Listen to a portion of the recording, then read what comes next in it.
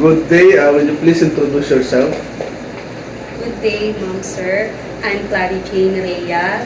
Presently, I'm 33 years old and I'm recently residing at number 30 Masbate Street, Sampaloc, Manila with my two niece and I have two kids. Okay. What did you finish? I finished high school. Okay. So, please tell us now about your work experience. I'm working at David Saloon as an operational manager since August 2006 up to July 2010.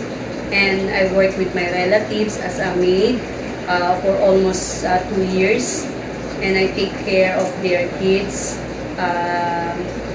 and also do all household chores. Okay. So, can you take care of a newborn baby?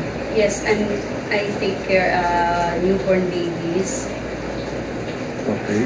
What about naughty little children? Do you have patience taking care of them? I'm very friendly to take care of them, even the naughty ones. Okay.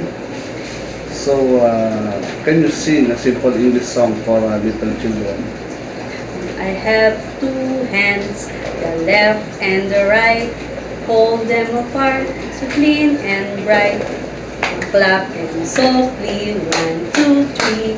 Clean little hands are good to see. Okay, thank you. It is possible there's an old man or an old woman who may be sick or bedridden living with your employer. Are you willing to take care of them? Yes, I'm willing to take care of them. Okay. So, do you know how to cook? Yes, I know how to cook Filipino dishes, but I'm willing to learn to cook Chinese food when my employer teach me. Anyway, before you go to Hong Kong, there's a training school that you can learn how to cook some Chinese foods. Okay. So, can you take care of pets like dogs or cats? Yes, You are not afraid of dogs? I'm don't afraid of those pets. Okay. So, why do you want to work in Hong Kong? I want to work in Hong Kong because of high salary and I want to help my family here in the Philippines and also for my future of my two kids. Okay. So, would you like to say anything else to your future employer?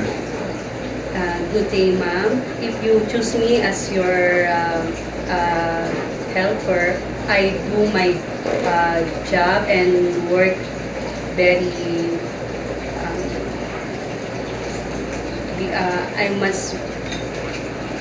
I work hard and being obedient and trustworthy, and I finish my 2 years contract. Thank you. Thank you, ma'am.